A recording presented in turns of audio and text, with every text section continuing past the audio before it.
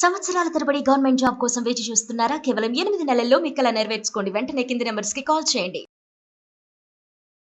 నమస్తే రమగారు. నమస్తే జయ.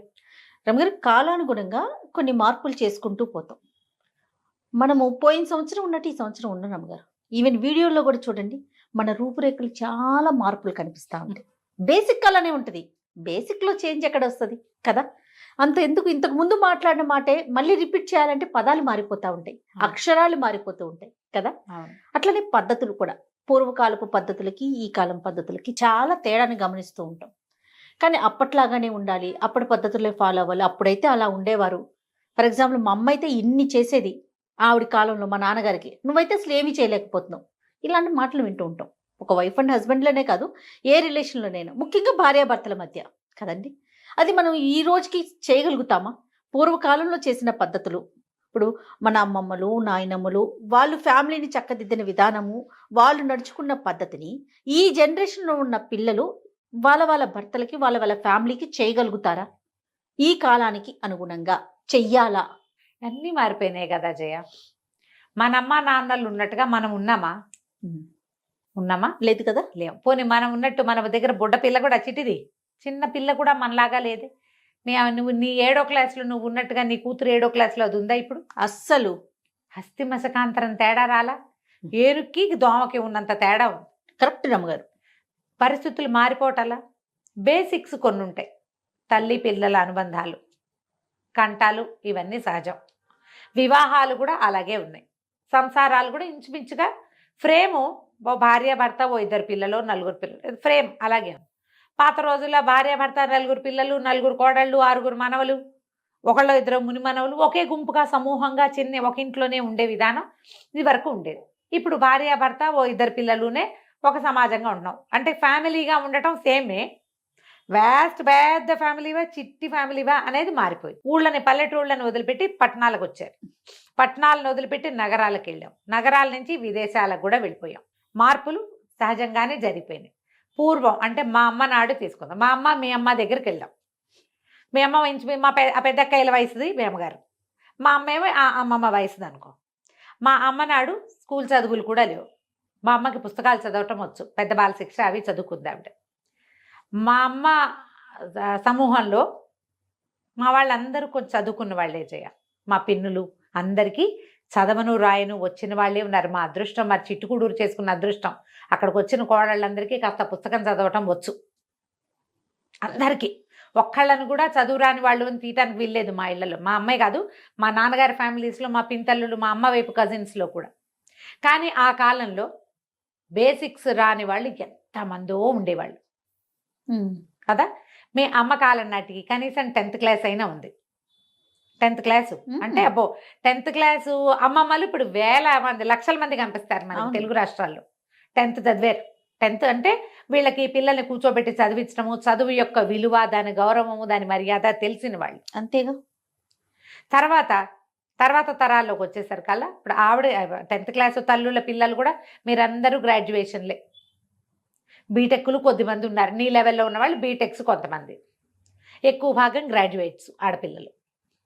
ఈ గ్రాడ్యుయేట్స్లో కూడా బీఈడీలు చేసి ఉద్యోగాలకు వెళ్ళిన వాళ్ళు, ఇంజనీరింగ్ చేసి ఫర్దర్గా ఫారిన్ కంట్రీస్కో ఎక్కడికో ఉద్యోగాలకు వెళ్ళిన వాళ్ళు ఉన్నారు.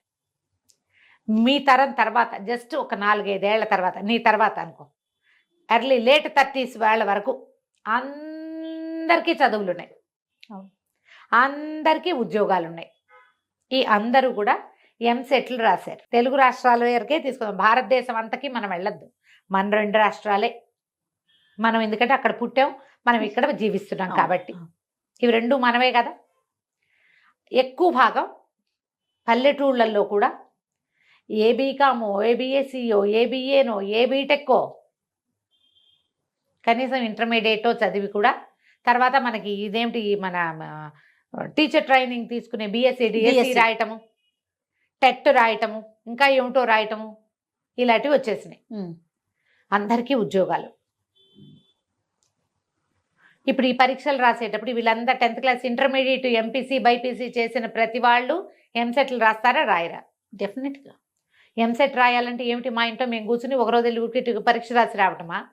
కాదుగా. ఎంత కష్టపడ మగ పిల్లలందరితో కూర్చుని ఈ ఆడపిల్లలు కూడా మార్నింగ్ 7 నుంచి ఈవినింగ్ 7 దాకా కాలేజీలు, అక్కడి నుంచి ఇంకో 2 గంటలు ఎంసెట్ కోచింగు ఉందా లేదా, దానికి సీట్ వచ్చింది రాపోయింది వేరే సంగతి, మనకు సంబంధం లేదు దానికి. సీట్ రాలా, బీటెక్ కూడా పోయినాయి కొన్ని పేపర్లు, బీటెక్ ఫినిష్ అయ్యి కూడా పప్పది మక్కలే ఇంట్లోనే కూర్చుంటుంది. అయినా సరే ఒక పిల్లదాని ఎల్కేజీ నుంచి అది సాటి మగపిల్లలతోటి అన్నిటా పోటీ పడవలసే వచ్చిందా రాలేదా 20 ఏళ్ల దాకా? 100%. దీనికి ఆడమగా తేడా లేదు కదా.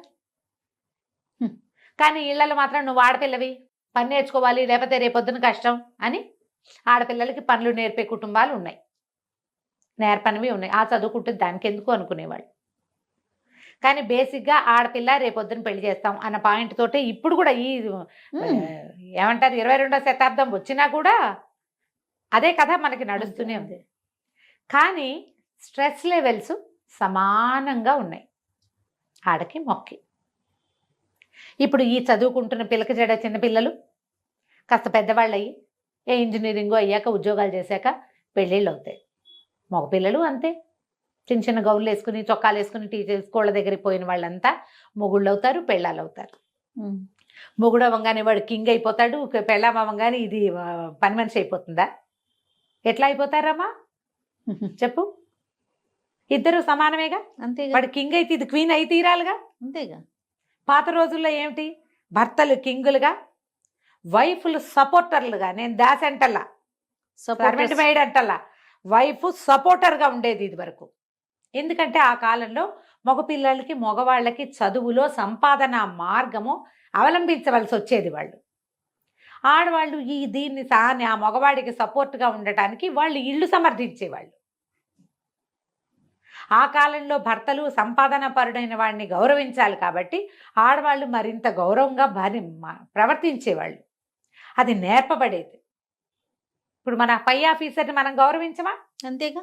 అంత సహజంగా సంపాదన పరుడైన మగవాడిని ఆడవాళ్ళు గౌరవించేవాళ్ళు. వాడు బయటికి వెళ్ళి పని చేయాలి, సమాజంలో 4 సమర్థించుకురావాలి.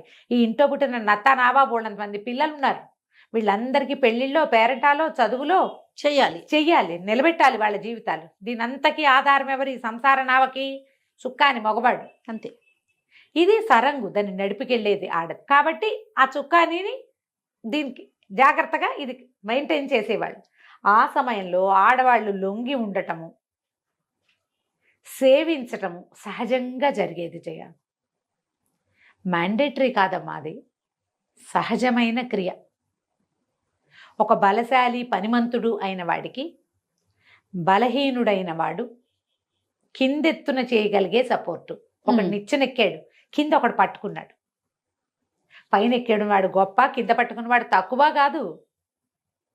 వాడికి ఎక్కే అవకాశం వచ్చింది, దాన్ని ఆపే అవకాశం వీళ్ళకి వచ్చింది. కింద ఎవరు ఆపకపోతే పడిపోతాడు వాడు ఏదో ఒక టైంలో. అంతే. ఆడ మగ ఇలా వెళ్ళేవాళ్ళు. దాన్ని మనం ఎలా చూసామంటే, ప్రపంచం ఎలా చూసిందంటే, ఆడది బానిస, మగవాడు కింగు. ఇలా ఏళ్ల తరబడి తరాల వెంబడి మగవాళ్ల తాలూకు గట్టితనం కింద, దౌష్ట్యం కింద నలిగిపోయినట్టుగానే ఆడవాళ్ళు ఉండవలసి వచ్చేది. ఇది ఒక సహజంగా జరిగిపోయినవంతే. వాళ్ళు ఎక్కువ వీళ్ళు తక్కువ అని భావాలు అప్పుడు ఏం ఉండేవి కాదు. కానీ ఏంటంటే భరించేవాడు భర్త, ఇల్లంతా వీడు మోస్తాడు. అది పని చేయకేం చేస్తుంది? పిల్లల్ని పెంచకపోతే ఎట్లా, పిల్లల్ని చూసుకోకపోతే ఎట్లా, పని చేయాలని అలవాటుగా అతను రక్తంలో నూరేశారు. అంతే. ఒక వస్తువులో రెండో వస్తువుని వేసి రంగరించేశారనమాట. మల్లెత్తరేసి చందనం నూరేమనుకో, చందనము మల్లెత్తరు 2 కలిపి వాసన వస్తాయి, కనపడదు అత్తరు, అదే చందన ముద్దల్లోనే ఉంటుంది. అట్లా ఈ సేవాభావాన్ని ఆడవాళ్ళకి అలవాటు చేసేసారు. జరిపోయింది అంతే. వాళ్ళు బోళ్ళంత కష్టపడి ధాన్యం తెచ్చి ఇంటికి పడేస్తే దాన్ని చెరిగేవాళ్ళు, దంచేవాళ్ళు, బాగు చేసేవాళ్ళు, పచ్చరం చేసేవాళ్ళు అంతా ఆడళ్లే. వాడు అక్కడ నారుగాలం కష్టపడి పనిచేస్తాడు. ఆ వస్తువుని ఆ కంచంలోకి తెచ్చేది ఎవరు? ఇక్కడ తక్కువ కష్టమా ఇది? మరి కాదు, ఇది అంత కష్టమును. ఈ అమ్మాయి ఎట్లాగైతే ఆ పని చేయలేదో ఆ మగవాడు అలాగే ఈ పనంతా చేయలేడు, చేసేవాళ్ళు కాదు. దయచేసి ఇలా ఆలోచించండి. ఇప్పుడు కూడా మా నాన్నని మా అమ్మ సేవించినట్టుగా నువ్వు నన్ను సేవించాలని భార్యల్ని అడగడానికి వీల్లేదు. అంతే. నో అంటే నో. మీ అమ్మలు మన అమ్మలు మా అంటే మా అమ్మ కూడా నేను కూడా అసలు సరిగా చెప్పాలంటే ఉద్యోగాలు లేవు, చదువు లేదు, చాలా రకాల పనులు వీళ్ళ వల్ల కాదు. డబ్బులకి నీ మీదే డిపెండ్ అవ్వాలి, భర్త మీదే డిపెండ్ అవ్వాలి, భర్తే కాచి కాపాడాలి. ఆ పరిస్థితి వేరు. ఇప్పుడు లోకం మారింది. అమ్మాయిలకి చదువులు ఉన్నాయి, ఉద్యోగాలు ఉన్నాయి, పుష్కలంగా నీలాంటిదే స్ట్రెస్ ఉంది, అన్నీ ఉన్నాయి. చేయగలిగే కెపాసిటీ. ఇంట్లో కూర్చుని కరెంటు బిల్లు కట్టేస్తారు, వాటర్ బిల్లు కట్టేస్తారు, సమస్తమైన బిల్లులు కట్టేస్తారు. ఎప్పుడో ఒకప్పుడు బలవంతుడు, శారీరకంగా బలవంతుడు, బయటికి వెళ్ళి సమర్థించగలిగిన వాడైనటువంటి మగవాడి యొక్క అవసరం సాధారణంగా ఒక స్త్రీకి అవసరం అవుతుంది. ఇప్పుడు కూడా ఈ కాలంలో కూడా ఎప్పుడో ఒకసారి. అలాగే ఆడవాళ్ళకి మగవాడి అవసరం లాగా మగవాడికి కూడా స్త్రీ అవసరం సమానంగానే ఉంది. ఇప్పుడు ఎవరు ఎక్కువ ఎవరు తక్కువ కాదు కదా. అస్సలు నీకు వీళ్ళు ఎంత కావాలో వాళ్ళకి నువ్వు అంతే కావాలి. ఎవరు లేకుండా, తండ్రి లేకుండా పిల్లల్ని పెంచిన తల్లుల్ని కోకొల్లలుగా చూసాం మనం. అలాగే ఇటీవల తల్లు లేపైనా పిల్లల్ని పెంచుతున్న నాన్నల్ని కూడా చూస్తున్నాం కదా. ఇప్పుడు ఎక్కువ తక్కువ ఈ సమాజంలో ఎక్కడుంది? మా అమ్మ చేసినట్టు నువ్వు చేయటం లేదు అని అంటానికి వీల్లేదు. మీ ఈ అమ్మాయికి ఉన్నంత స్ట్రెస్ లేదు. ఈ భావాలని తల్లులే స్థిరపరుస్తారు పిల్లల్లో.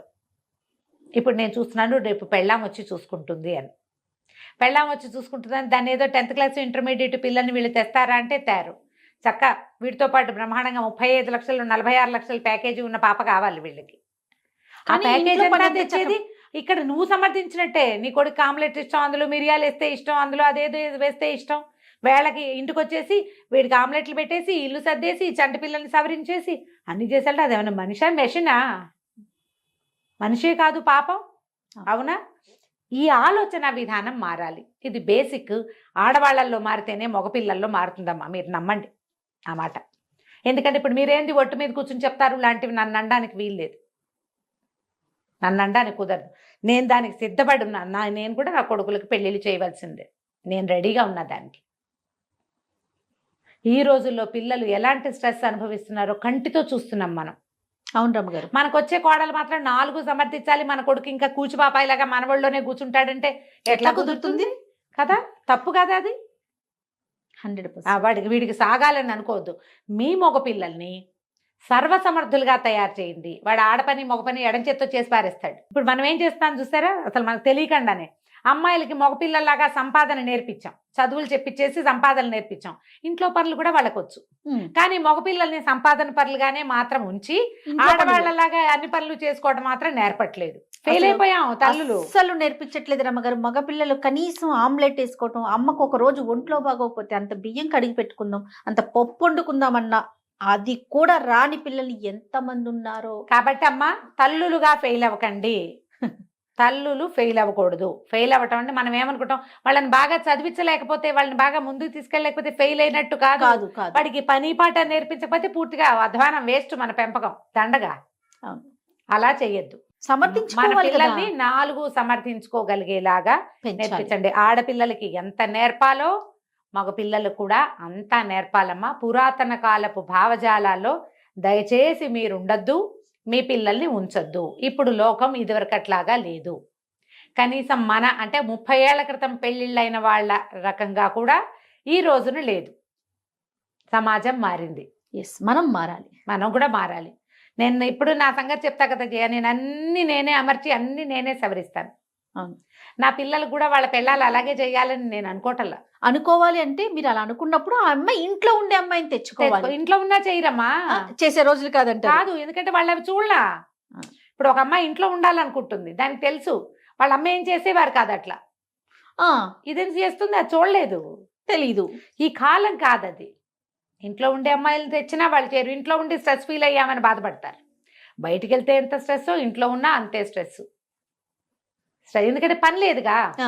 ఇళ్లలో పని లేవమ్మా. నువ్వు వీళ్ళేంటి ఊడవాలా, తొడవాలా, కడగాల, దంచాలా, చెరగాల, ఏం చేయాలి, అన్నిటికీ మెషిన్లు వచ్చినాయి. అవును. ఆ రోబో పడేస్తే దాని దారిన ఇల్లు చేసుకుంటాం. ఓ 1000 రూపాయలు పడేస్తే పని మనుషులు దొరుకుతారు. అవును. అవునా? కాబట్టి ఈ కాలం అది కాదమ్మా. పిల్లల్ని ఎక్స్పెక్టేషన్స్ లేకుండా తమ పనులు అన్నీ తాము చేసుకోగలిగేటట్టు, ఎవరన్నా వస్తే వస్తారు, లేకపోతే లేదు. పూర్వం లాంటి సమాజం ఇప్పుడు లేదు. పూర్వపు సమాజం కథలు వింటాం జయ్య మనం. భర్తలు స్నానం చేస్తే వాళ్ళ బట్టలు భార్యలే ఉతకాలని, లేకపోతే కుదరదని. ఏం కాలమో ఇప్పుడు అందరూ ఉతుకుంటున్నారు, ఎవరి బట్టలు వాళ్ళు ఉతుకుంటారు, లేదా ఎవరు కుదిరితే వాళ్ళు వాషింగ్ మిషన్లో వేస్తారు. ఆడేమిటి మొగేమిటి చెప్పు దానికి. రమ్మగారు మగపిల్లలు కూడా రమ్మగారు ఎవరి బట్టలు వాళ్ళు వేసుకుని వాళ్ళు దండాల మీద వేసుకుంటున్నారు, చాలా మంది వేసుకుంటున్నారు. ఒకవేళ వేసుకొని వాళ్ళు ఉంటే మీ పిల్లలకి వాషింగ్ మెషిన్ వేయటం నేర్పించండి. అంతే. వాళ్ళ అండర్వేర్ వాళ్ళు ఉతుక్కోవాలి, వాడు తువ్వాలి వాడు ఆరేసుకోవాలి, లేదా వాడు ఒంటరి జీవితంలో చాలా కష్టపడతాడు. అదే గొప్ప కాదు కదా. గొప్పలేం కాదమ్మా. ఆ కాలాన్ని వదిలేయండి దయచేసి. పురాతన భావజాలాలు విని ఈ కాలంలో అలా కావాలని కోరుకోకండి, భావజాలాలు మార్చుకోండి. రైట్. నమస్తే. నమస్తే జయ.